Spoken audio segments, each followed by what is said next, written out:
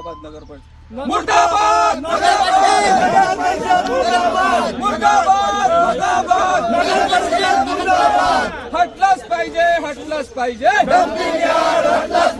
Dumping yard इथे आहे, त्यातून धूळ येत आहे आणि ते सर्वत्र गावात पसरत आहे धूळ आणि त्यामुळे आम्हाला नाहक त्रास होतो. कोणाचं डम्पिंग यार्ड आहे? हे नगर परिषदचं. नगर परिषदनं 10 गावं, नगर 14 परिषद गावाची. 10 गावं याचं डम्पिंग यार्ड आहे. हे का करते भाऊ, रात्री येते, कचरा पेटवते आणि पूर्ण धूळ गावात ward number 1, ward number 2, ward number 3 ले पसरते. त्यांना काय होते, काय आता उन्हाळ्यात कूलर सुरू होते, कूलर सुरू झाला का पूर्ण तो धूळ आतमध्ये जाते. याच्याच्यानं अंदरचे जे म्हातारे लोक आहे, लहान लेकरं आहे, हे रात्रभर झोपत नाही. काल रात्री आम्ही परवाच्या दिवशी रात्री किती गुरुजी 3 वाजता डम्पिंग यार्डवर आलो. पूर्ण परिसर पेटून होता. त्याचा व्हिडिओ माझ्याकडे आहे. आम्ही 3 वाजता नगराध्यक्षला फोन केला, पोलीस स्टेशनला गेलो, पण तिथं आम्हाला असं जसं पाहिजे तसं आम्हाला रिस्पॉन्स भेटला नाही. म्हणून आता आम्ही हा पवित्र विषय आहे. काही 2 ते 3 महिन्यापासून यांना सतत निवेदन देऊन त्या दिवशी पोलीस स्टेशनला दिलं. हे एकही गोष्ट ऐकत नाही. आमच्या एरियामध्ये आमच्या ग्रामपंचायतचा कचरा एकही टोपलं येत नाही. आम्ही 12-13 ग्रामपंचायतचा, नगर परिषदचा कचरा इथं सहन का म्हणून करायचा आणि त्याच्या आम्हाला आमच्या आरोग्यात हानिकारक आहे ते. त्याच्यामुळे हा डेपोज इथं पाहिजे नाही असं आमची मागणी आहे. आता तुमची पुढची भूमिका काय असणार आहे? पुढची म्हणजे जोपर्यंत योग्य कारवाई होत नाही तोपर्यंत आम्ही इथून हलू नाही. कुठली कारवाई कुठल्या पद्धतीची पाहिजे? डम्पिंग यार्ड इथून हलवला पाहिजे आणि किंवा त्या कचऱ्याचं नियोजन योग्य प्रकारे झाले पाहिजे की एकही दिवस तो दूर आलेला नाही पाहिजे, ही आमची मागणी आहे.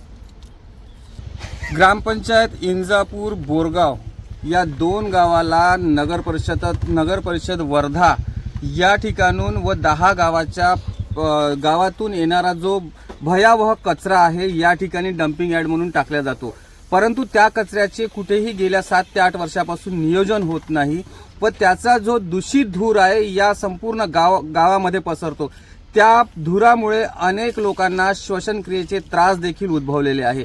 त्यामध्ये आरोग्य विभाग देखील लक्ष देत नाही. एकीकडे राज्य सरकार म्हणते स्वच्छता करा, पण या परिसरातील नागरिकांना त्यांची स्वच्छता होत आहे, पण आमच्याकडे दुर्गंधी आणून जे टाकत आहे त्यामुळे अनेक रोगांना आम्हाला सामना करावा लागतो. इव्हन देखील आमच्या पाण्याला सुद्धा त्याचा वास लागलेला आहे. अति दुर्गंधित आमचं पिण्याचं पाणी देखील झालेलं आहे.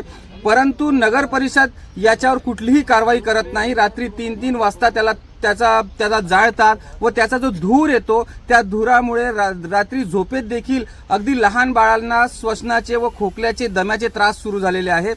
यातून हा दवाईचा कचरा असतो, तर कुठे सर्जरिकल केलेला कचरा दवाखान्यातला या ठिकाणी आणून टाकला जाते, तर भाजी मंडीतला देखील कचरा आणून टाकण्यात येते. मात्र याचं नियोजन व आमच्या या हजारो लोकांच्या आरोग्याचा प्रश्न व याची जबाबदारी कोण घेणार आहे? जर आपले स्थानिक या ठिकाणी विधानसभा सदस्य आहेत बकाने साहेब, हे देखील लक्ष देत नसेल, आमचे पालकमंत्री आहेत, अगदी शहरातले पालकमंत्री आहेत, ते जरी लक्ष देत नसेल तर आम्ही नागरिकांनी कुणाकडे पाहायचं?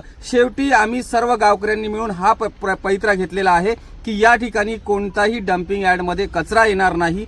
आम्ही आता थोड्या वेळात जर या ठिकाणी नगर परिषद, जिल्हा परिषद, मंत्री महोदय, आमदार महोदय या ठिकाणी येऊन जर आज आमचं समाधान करणार नाही व या ठिकाणून डम्पिंग यार्ड हटवण्याची भूमिका घेणार नाही तर आम्ही थोड्याच वेळात या ठिकाणी रास्ता रोको देखील आंदोलन करणार आहे.